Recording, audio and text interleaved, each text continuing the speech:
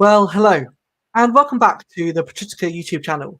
Today, I'm joined by my fellow co-host, Marcus Vincent, and we're going to continue a little bit where we left off last time, talking about scholarly works that have influenced us in our journey through academia, and hopefully books that might spark your interest in particular topics, and give you a glimpse and insight, as we always try to do here, behind the veil of how academics go about studying, researching, and then hopefully writing new and interesting content.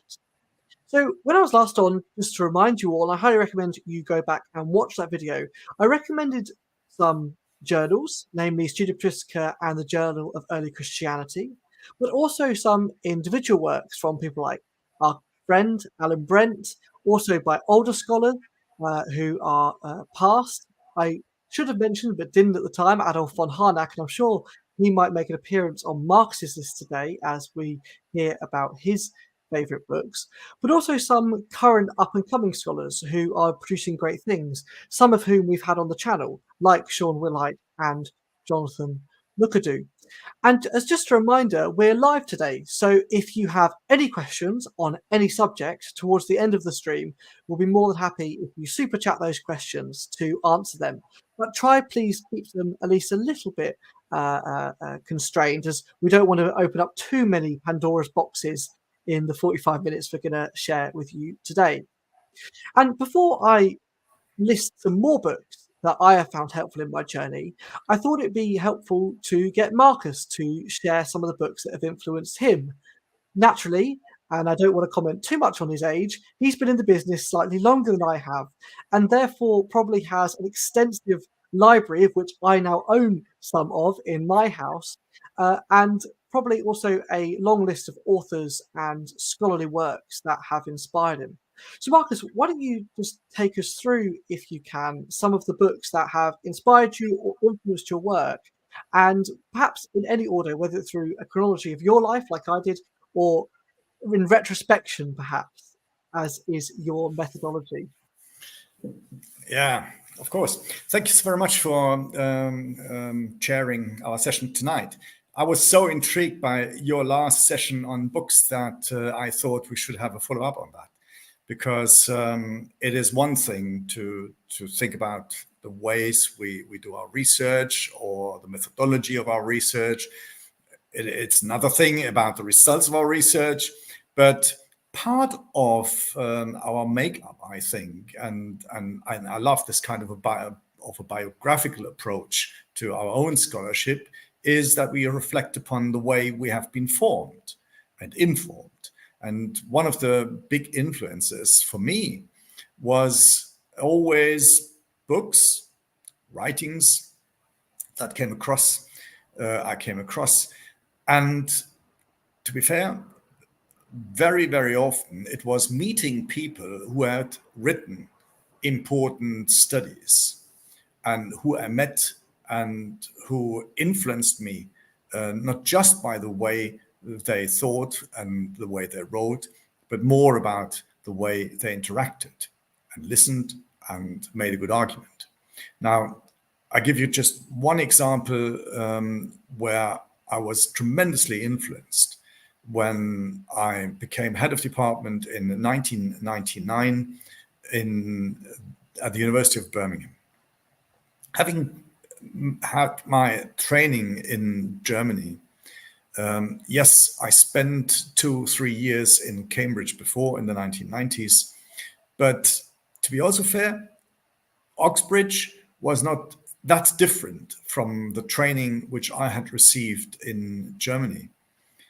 And the way and the experience I made in Birmingham was a tremendously different experience. Here, I was in a city which has probably today even more than 50% of so-called people of immigration backgrounds.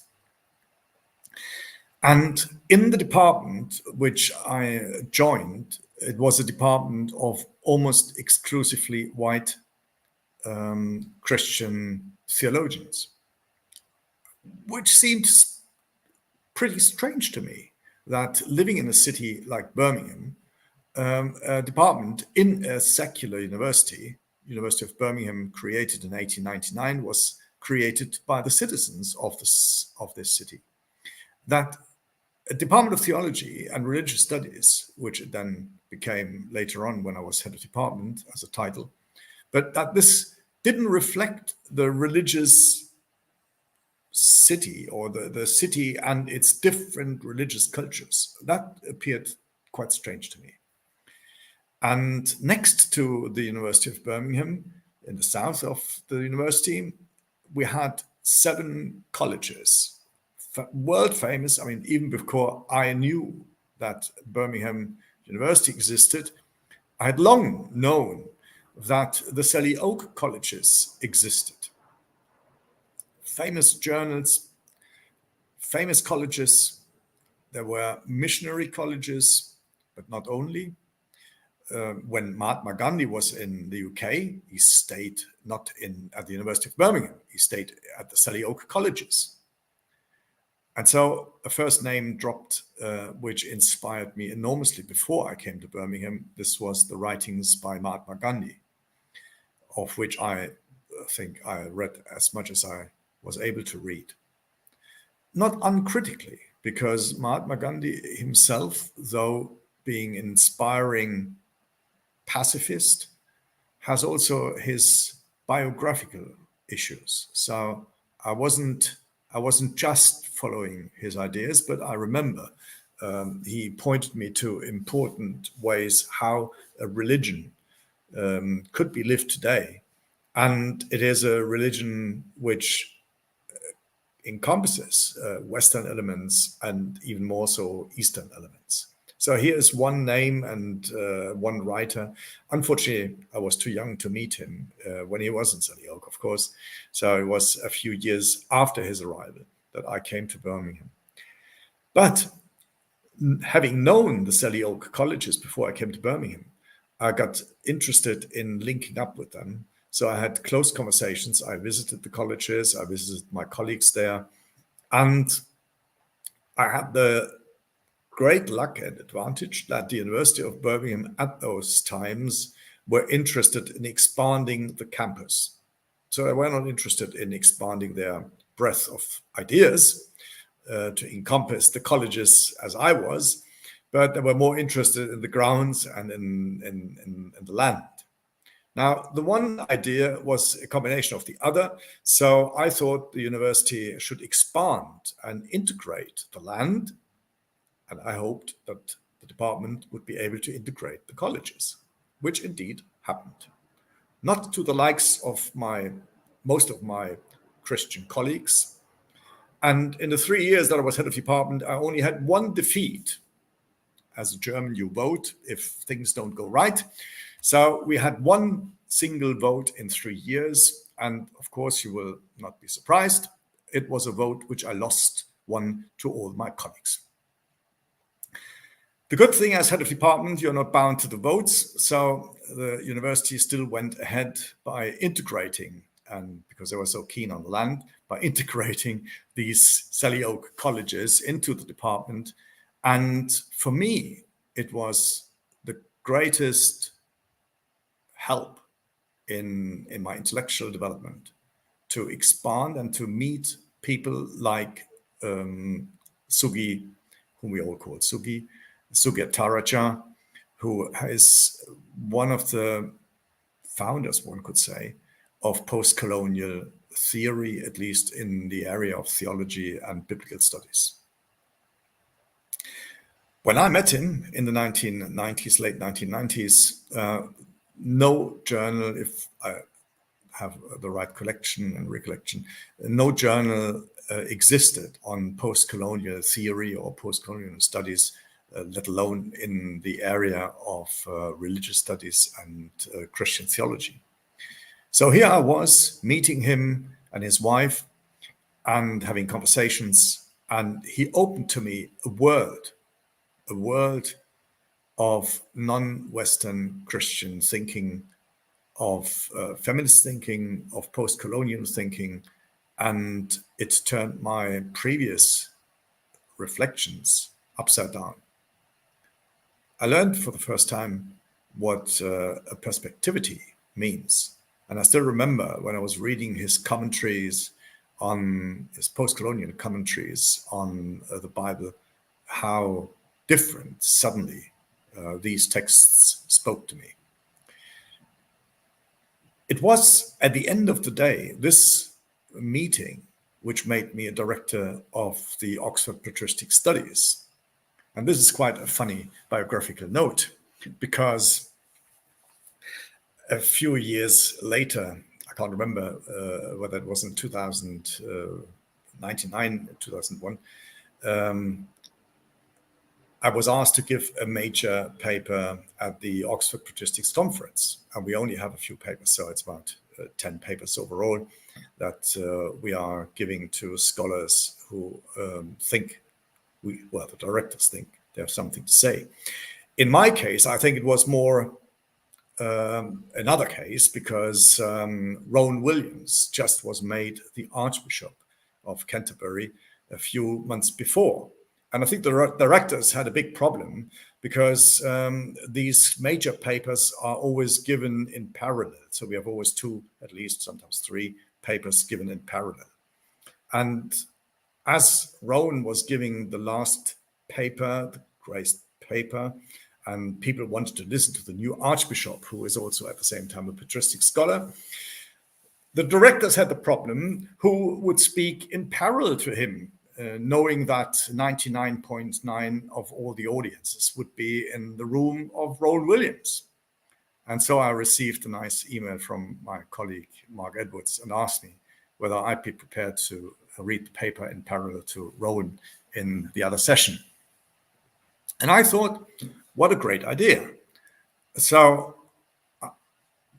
I had to think about something which might interest people more than the narrow studies which I was doing at the time.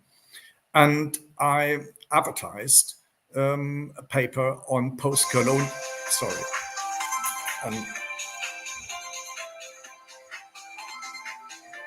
sorry about that. We're true professionals here on Patristica. Yeah, sorry about that. But it was just my son calling me. I just need to tell him that I'm not available at the moment. Just a second.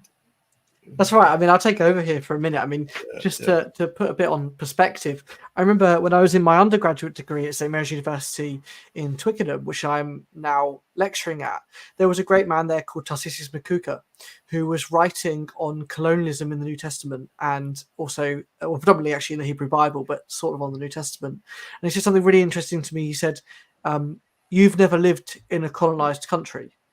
You were always the colonizer. And he was in his mid-60s, and he was from a Central African country. I think he was from Zambia. And he said, we were always a colonized country, and we always lived under someone else. So when we think about how the Jews or how early Christians were writing when they were controlled by a power that wasn't their own, you don't really have a concept of how that is. And it was really important to me, actually, as a life lesson. At that time, I was of the sort of semi-quasi right-wing mind that was left wokey nonsense, and that of course I could understand that. But as I began to read his work, I realized that actually perspective was absolutely everything, and that I could have no concept in the same way he could of what it was like to be under a oppressive regime that had control externally. So yeah, you're absolutely right about perspective. But continue your story. You finish. Yeah, okay. Sorry about the interruption. And so I advertised this paper on post-colonialism and patristics. And I sat down and just had a look through the past conferences, to what extent these conferences represented different gender forms, different perspectives, different countries, different languages, and so forth. And at the time, I was working on patristic and archaeological research in Morocco, where I noticed that because of political circumstances, early Christian studies and research in Morocco has been, and still is today, extremely precarious. Why? Because until the French left the country in the 1950s, the secular French were entirely disinterested, if not to say hostile, to the idea of digging out from the sand or from the desert the remains of early Christian monasteries or whatever we have on early Christian remains. So they dug deeper to get the classical remains of the Romans, which means destroying all the layers on top of it without really cataloging properly what they had destroyed, just to lay bare what there are as Roman remains. Now, in the 1950s, when they handed over their authorities on the antiquarians to the Moroccan authorities, now the Moroccan authorities were digging and continuing the archaeological work, but of course they were interested just in the history of the beginnings of Islam. So the sandwich Christians in between Romans and Islam were either destroyed or left unearthed. And that's the situation we still have more or less in Morocco. The exception was the very few Christian, mostly Jesuits, but also a few others, Franciscans, for example, who did some diggings and some archaeological work in Morocco. But more or less, this is an area which is still void of many of the researchers we would need. So this I presented at the conference in parallel to Rowan Williams. And to my surprise, I had a good couple of people sitting in front of me who, after the lecture, turned out to be more or less almost all, except the chairperson, almost all directors of the conference at the time. And Mark was telling me that from the lecture they were all thinking, why should I not join the directorship of the Patristic Conference? So that was my intro by having a lecture in parallel to Rowan. So I never made it to become a bishop, but at least I made it to become a director of the Oxford Patristics Conference, which I'm still am today. So first, Sugi's work, I think, made me what I am to a large extent. The reading of his work, and he has written a lot, the discussions with him. A second element which brought me, or brought something to me of a very important element of my thinking, which was linked again to reading and knowing person and people, was somebody Sugi put me in touch with, namely John Hick. John Hick, again, not a member of the Department of Theology when I arrived in Birmingham, but one of the most famous theologians and philosophers in Birmingham. And I was again surprised that somebody like him, like Sugi, were not part of the department. However, they were running a private seminary, which was going on for many, many years, which was called Open End. And that took place once a month in one of the members' family homes, where we had a bit of cheese and wine, and where one of us was reading a paper and the others were commenting on it. John Hick was, again, enormously influential because he brought in this type of a philosophical theology, or theological philosophy, as you like it, which has elements of psychology, of psychoanalysis, but most importantly, a pluralistic assumption that from whichever angle you come, you should leave space for every kind and form of religiosity. Not just the big isms from around the world, but he was studying even the small non-isms, people's belief systems, people's habits, people's daily practices of rituals, and so forth. So he became a master teacher for me. And again, when I was invited to his home, without me showing it, I just noticed it. He had written I mean, a full bookshelf, not one shelf. I mean, a bookcase with about 20 bookshelves, right? Of which half were books that he had written, and half were books people wrote about him or engaged with his thinking. So this was a very important colleague whose books I still admire and still read. He passed away at some point, but he was a great inspiration, John Higg. I'm glad that John's legacy is still maintained in Birmingham because at least one of his students became a member of the department. Yeah, Jack, I don't want to lecture the entire evening. I could carry on. And I certainly would have a few more books and people I could present. Let me just finish with one earlier person who I also admired. And again, which shows a bit this interest in the Asian forms of Christianity and also the Asian forms of religion overall. One of the reasons why I then spent almost 7 years every summer for weeks in Korea teaching at Korea University. And that's Thomas Merton. He is a Trappist, so a Reformed Cistercian.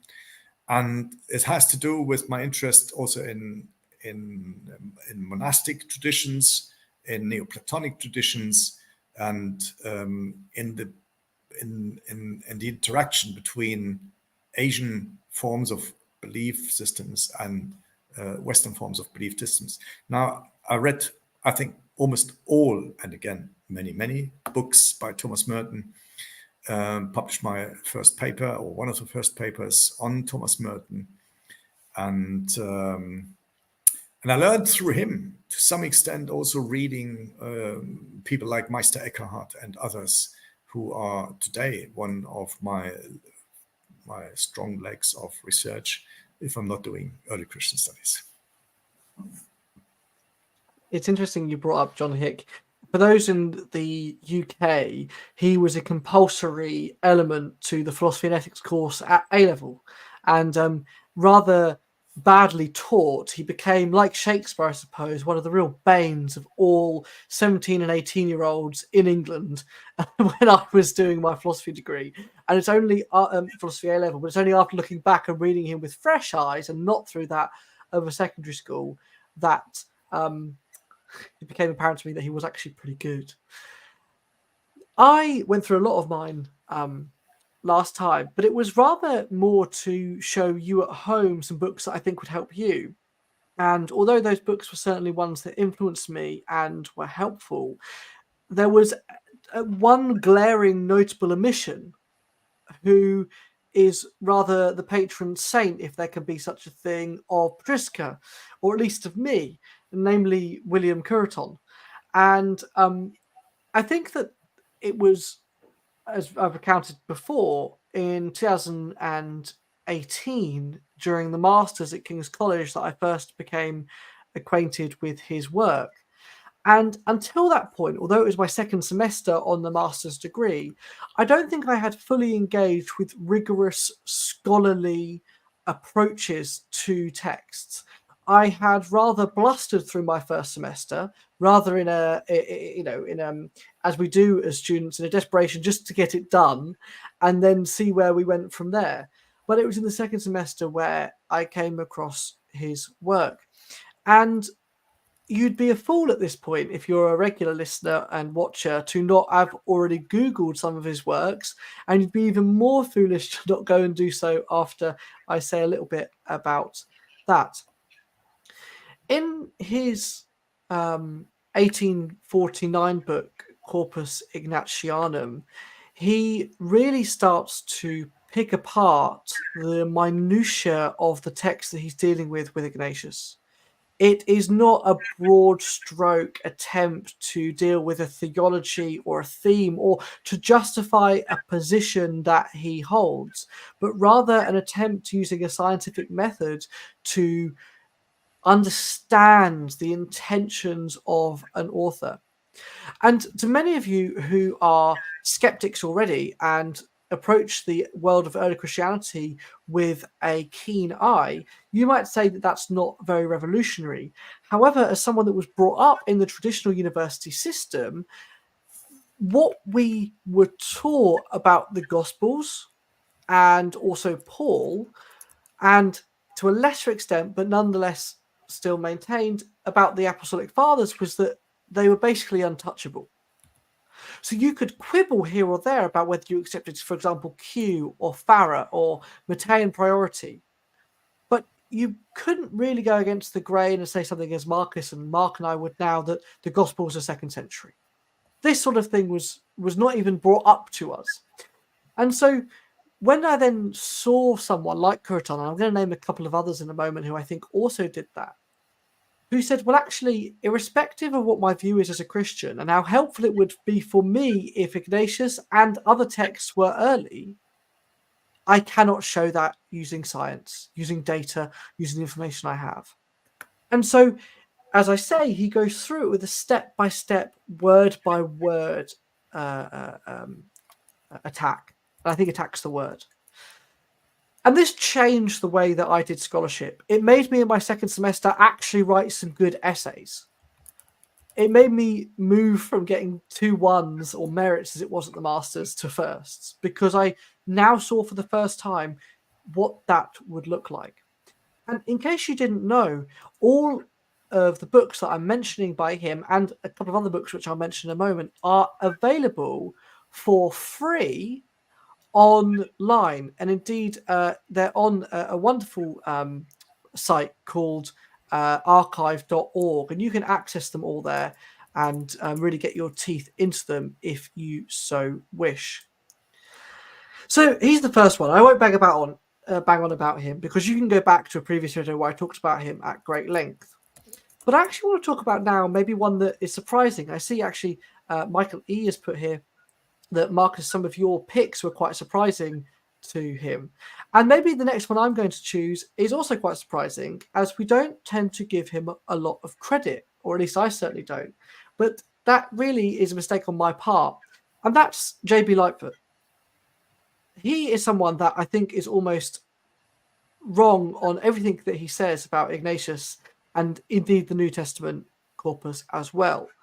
But there's no doubt in my mind that he has taught me a great deal. And I'm not being facetious here to say that he also taught me how not to do some things in the way that he did it, but also in the way that he chooses to, I think, to the best of his ability, to outline arguments in favor of a position that he seeks to defend. Now, I think that's the wrong way to go about science, right? I don't think we should come up with a hypothesis and then seek to defend it.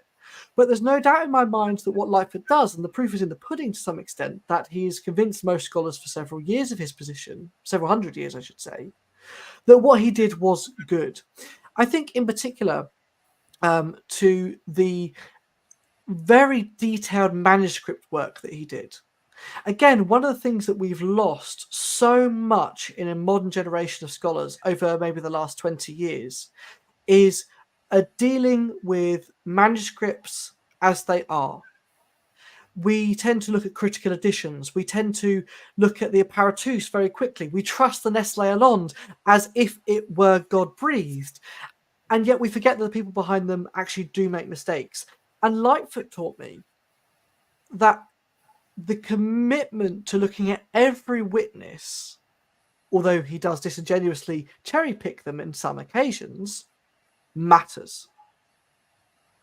And in a generation where I feel like that sort of rigorous, painstaking approach has been missing, he, I think, provides a really good example of how to do that.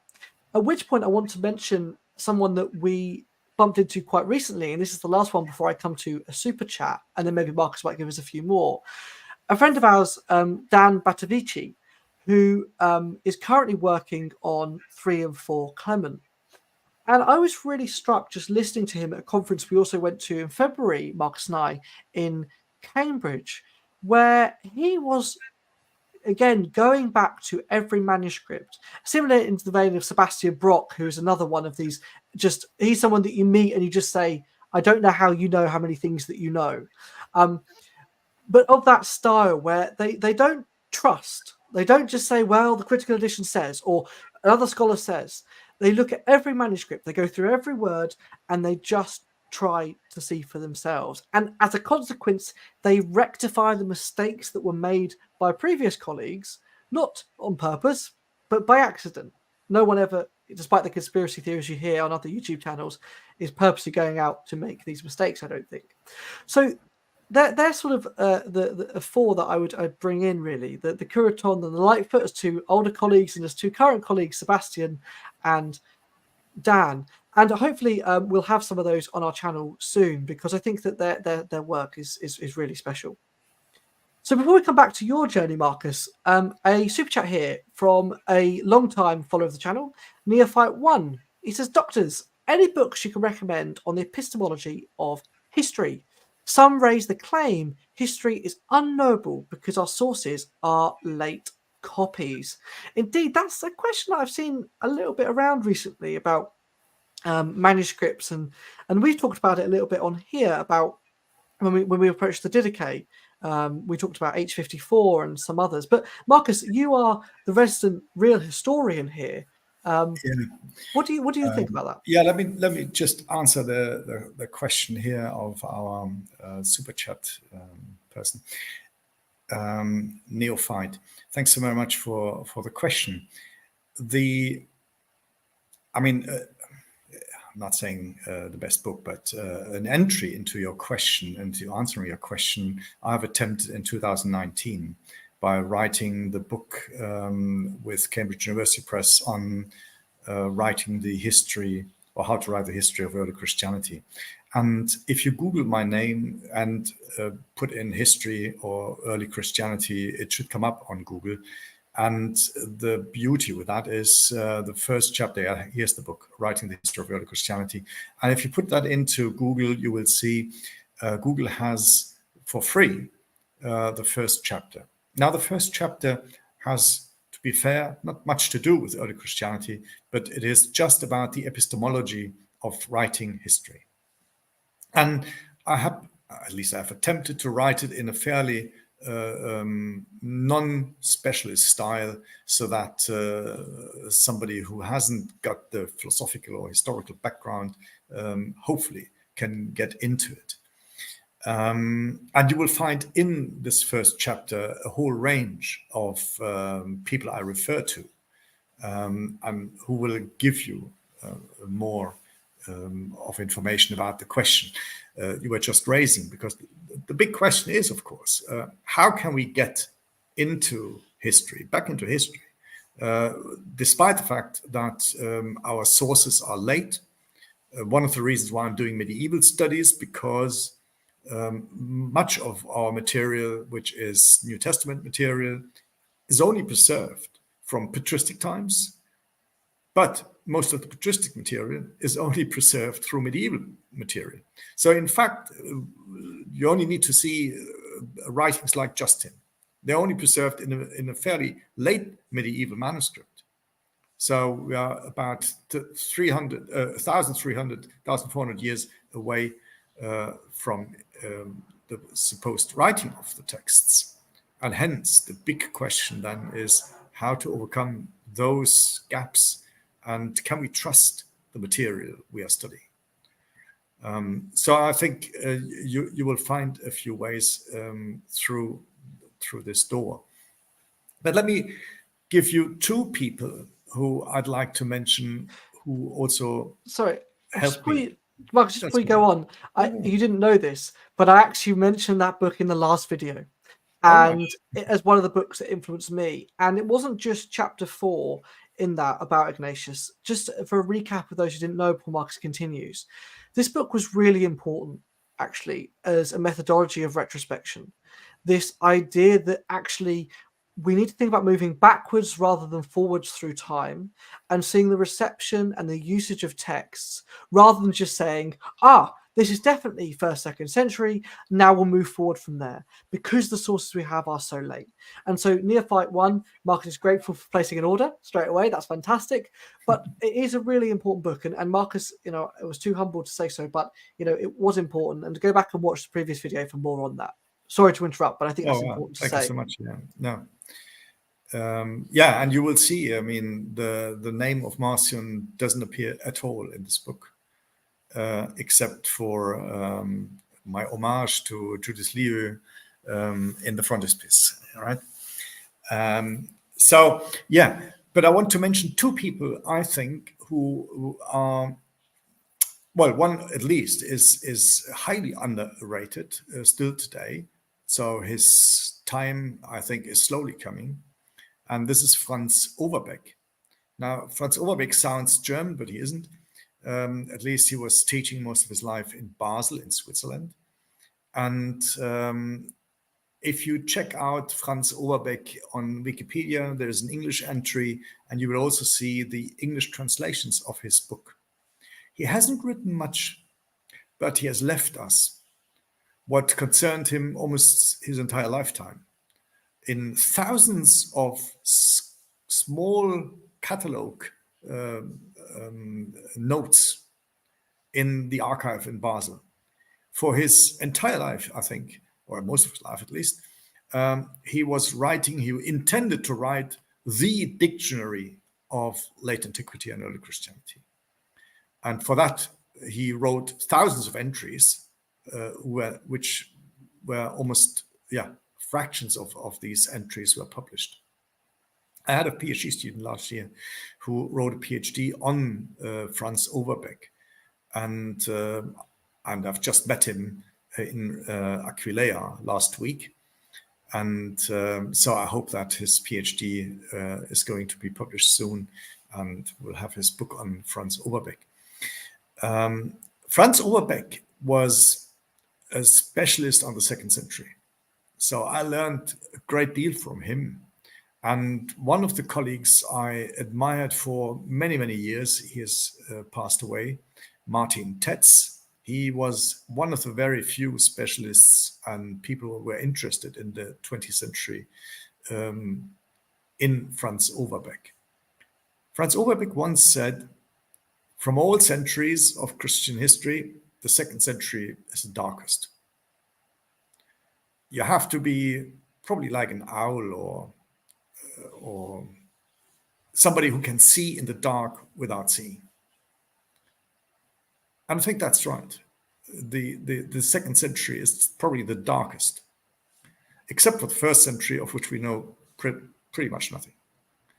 But to entangle the lines of developments of the 2nd century is the biggest task I have taken away from reading Franz Overbeck. And to mention a second person, I think is still today highly interesting to read, is Ferdinand Christian Bauer. It's written Bauer without an E, so B-A-U-R. And again, you will find him on Wikipedia. And one of his major works on Paul is also being translated by Zeller into English. So that's available, I think. And I think, like Jack has shown, most of these books, because these are people from the 19th century, whatever is available, you can also find through a website called archive.org. And they are free of charge. So you simply can start reading them as long as they are in English. And but also maybe you start learning a bit of German and try to read 19th century theologians, for which I can suggest to you, there is a fantastic summer school of one of my former students, Ulrich Volp, at the University of Mainz, who runs every summer a international school for people who are not necessarily students, people who are interested in theology and religious studies and would like to learn this kind of theological language of German, which is quite different from the colloquial one. And people sitting together with this joint interest. And in a few days, you are able to read 19th century theologians and religious studies people. But I think we had another super chat, which was too short for me to see. No, that was me putting up that as I said, Neophyte is placed. Oh, thank you so much, Neophyte. Oh, thank you. We had another super chat, the first one, who said to me she or he was surprised about the choice which I presented, but Yeah, that was not a super chat. That was just a Michael a E. remark. A remark, yeah. Michael, yeah. So I'd be interested to see why it was surprising to you. So maybe you give us a hint. Yeah, please do comment, Michael, why you thought that was interesting. I mean, I have to say, I mean, I was somewhat surprised by your choices as well. I mean, again, we've known each other for 6 years now, and I've said we've known each other fairly well for 4 or 5. And I there was a couple I didn't see coming. I mean, I didn't see John Hick coming, actually, straight out. Not for any other reason except that, you know, it's not the natural field that you and I would talk about, right? It's slightly left. I mean, yes, Hick did comment, for example, on Christology, and he tried to reimagine the incarnation and all those sorts of things. But in terms of, you know, just the natural things that we come across, it's not something that we would do. And just to comment as well, I mean, on Ulrich, he's going to be coming on the show hopefully at some point, and I haven't been on his course, but I can't recommend it enough. I did German for 1 year to study Theodor Zahn, and let me tell you, I mean, it's tough, right? I mean, anyone who's learning German, you'll already know it's tough, but you know, trying to read these older fellows who don't really know what a full stop is and can go on for several clauses, it's quite something. Marcus, you're brand new in the field. You're interested in early Christianity. 3 books that you need to read to give you a picture of the 1st and 2nd century. Now, that wasn't a prepped question, everyone. Marcus didn't know that was coming, so he's on the spot now. 3 books for someone who, like I say, is newish and wants to get an overview of what's going on. Where are you going to send them? I'll give you some leeway on 3, but we'll try with 3. No, I mean, you can. The easiest way is always, and that sounds a bit stupid, but I would go to Wikipedia. And I wouldn't read Wikipedia's articles from top to down, but from down to top, which means the way I usually read books, because that's the other thing. It's not just the names and the titles and the content. We also should tell the listeners, I think, the way you read scholarly books. And scholarly books are not read like a novel. A novel, you start from the beginning and you end at the end, right? Because the author takes you through a narration. Scholarly books are written from end to top to beginning, because the introduction is written last. So you might start with the introduction, but then you shouldn't start reading the text by itself, but you should look at the footnotes and at the bibliography, because that is the foundation on which the book rests, on the sources, or whatever we would like to call them, on the material that is being used. And likewise with Wikipedia. I recommend Wikipedia, not because I think it's faultless. I mean, nothing's faultless. Even a scholarly book is not faultless.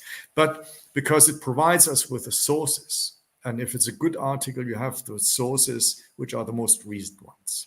So you can go to the source at the end of the article and develop a view on early Christianity. So that's my first choice. It's always the things I'm telling my students, don't shy away from Wikipedia, and some colleagues do not recommend it. If you use it wisely, I think this is a safe start.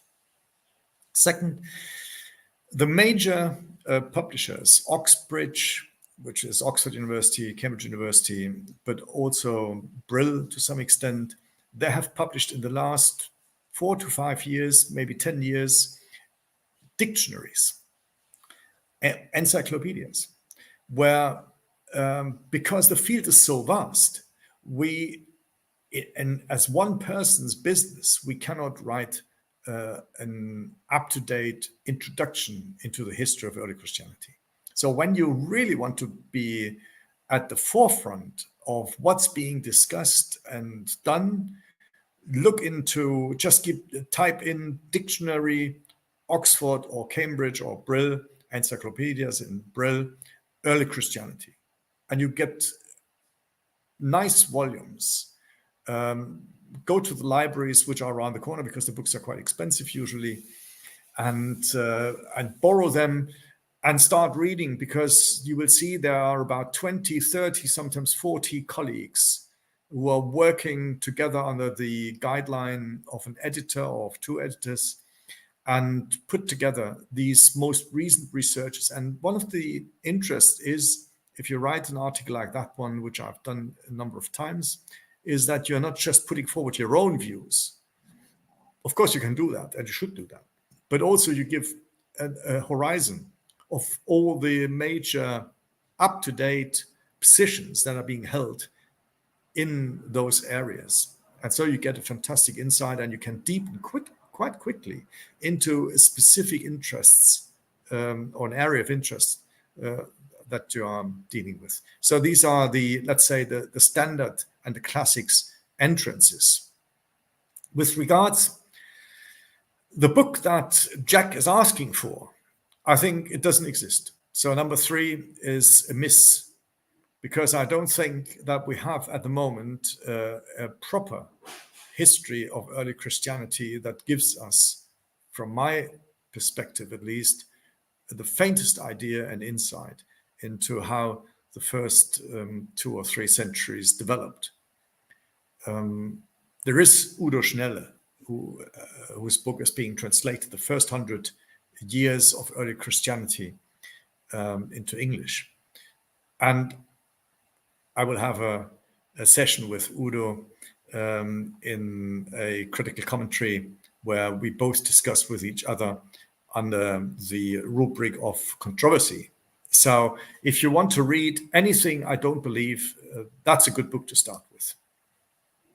And if you try to hold against him, not against him personally, against his positions, then I think you're on a good track, because I think that's again, it's not a matter of personality, it's a matter of perspective, it's a matter of content, it's a matter how you read whatever you read. It's the perspective that we discussed before. Yeah. Well, maybe to finish, I'm going to provide 4 books, cheating my own rule of giving you 3. I'm going to cheat and try and name 4, but also take some, indulge myself in a bit more than that. The first thing that I really recommend that you go and do is engage with the primary texts. I can't tell you how many people I come across, both scholarly and non, who actually haven't read the text they're talking about. Eusebius, Irenaeus, Justin, they know like 1 or 2 tidbits from the dialogue or from the church histories. And I say to them, but have you read the context that that's in? Do you understand where that's come from? And they usually know. I say, well, then you don't know what Eusebius is talking about, or whoever is involved. And so that's the first thing that I'd really recommend, is that you take some time. And Marcus actually said this to me in my maybe second year of my PhD. He said, look, we don't actually have that much material from the 1st and 2nd century, and so you need to go and read it all. And okay, that takes some time, and you don't remember it all the first time through, but it's massive because it gives you a wider context of what's happening. And so there's loads of websites you can do this. The one that I use is called Early Christian Writings. They don't have the best modern up-to-date critical editions, but they do give you a full list of authors and supposed dates, and then some translations of those texts. And they're a great way to just enter into some of those conversations if you don't speak Greek or Latin or whatever else you might need. Don't trust the datings, but... Yeah, the datings ignore, because they really do say some things. 19th century state of the art. It gets you into the texts, right? And it's an easy overview of everything. The second, and this is probably a controversial one, I don't know how Marcus feels, but I couldn't recommend that we blow our own trumpet enough here and talk about the great translation that you've done, and the great reconstruction you've done, the translation that Mark has done that I edited of the Apostolos. The reason why I say this is a text that you should go and read is because it gives you side by side, which is quite a rare thing nowadays, 2 versions of a text. And when I first began to edit this text, it absolutely blew my mind, because rather than, again, having tidbits from Mark or tidbits from Marcus about what a text was saying and some of the thematic differences, I began to enter into 2 different worlds simultaneously. It was like living in 2 parallel universes and watching my life go on side by side, or Paul's life, I should say, go on side by side. And so I put a link, or I will put a link into the description of this video, of where you can read that for free. unlike many of these other books, which are a fortune. I should also say that Early Christian Writings is also free. Again, really helpful for you to see how texts, regardless of your point of view, if you're convinced of our position or not, how texts evolve and change during the 2nd century. So there's 2. The third one that I think is really important is wider reading of the time. Again, one of the things I find so often in the field is people get really carried away with the text they are doing, let's say Paul, Romans, Corinthians, whatever, but then they've got no wider understanding of the culture, Roman, Greek, etc. I've just come back from Rome, and being there for the first time placed me in the city where so much has happened. Basically, all of Western history was formed in this little place. Well, not so little. And while I was there, I had the really great privilege of reading Cicero while in the Roman Forum, which was unbelievable. But it reminded me that Paul, even Jesus in the East, or the apostles, or whoever you believe wrote these texts, do not grow up in a vacuum. They do not exist in their own little Christian bubble with perfect theology and things all sorted out forever and ever, but rather they are products of their time engaging with the people of their time, just like we do. And so when I make an analogy about football to my students, Paul makes similar analogies to his culture. And this is really important. So find books on the history of Rome, particularly on the history in the East and what Roman was like, what Rome, how Rome influenced the people in Jerusalem, and how they responded to that. Again, we mentioned Margaret Barker in the last video, and she talks a lot about the response to the Second Temple from Jews. Again, that wider reading of what's going on around the text we're dealing with is so important for us to understand precisely what's going on within the text we're studying. And if you don't do that, you'll miss out, basically. And then the fourth book, and this is a real cop-out, really, I think it's really important, irrespective of whether you're dealing with this as a scholar or as whether you're doing it in the lay, but to try and get into some language. I think it's really important. And obviously, Greek is the one that springs to mind, and I recommended a few Greek resources last time, in particular this book by Will Montz, and also the Duff book, but not as good. Try and use some language. No one's asking you to be able to speak it fluently. Nobody's asking you to come up to me, introduce yourself, and tell me about your week like you would with a modern language. But what it does do is give you a flavor of certain words and how words were used in a non-Christian context and how they might have been adopted by Christians for their new religion. I think particular of the debate that Mark, and I had around the term gospel, and whether we should translate this word as message or as gospel. Do we have it as part of a Roman victory message? Like, how do we interpret this word? This one question, so much hinges on it. And yet, when we read it in our Bibles today, we don't think anything about the word. And that's weird, right? We should think lots. I remember another example with Professor Robin Griffith-Jones in my master's, and he said the term Son of Man in Greek is mental. That was the word he used. He said it's crazy, right? But you think of it in English as normal. This is wrong. Go back to the Greek, go back to Hebrew, Aramaic, see what the situation is. And I think that, again, is really revolutionary to us when we start to engage with that more. So they're my brief 4 recommendations. On that note, Marcus, it's been a pleasure hearing a bit about your history and some of the scholars that have inspired you. We've surprised Michael E., so that's a bonus. And I hope that you guys have found this beneficial and helpful to see a little bit about what we do and the benefits that we have of being exposed to such a wide range of interesting and diverse scholarship. And the last thing that scholarship needs is one homogenous group. It's so interesting to hear the diverse and different backgrounds that people have come from and how they then can interpret the texts. On that bombshell. Thank you so much. Thank you so much. We look forward to seeing you soon. Please remember to subscribe, check out our Patreons, and we'll see you next week. Bye-bye. Bye-bye.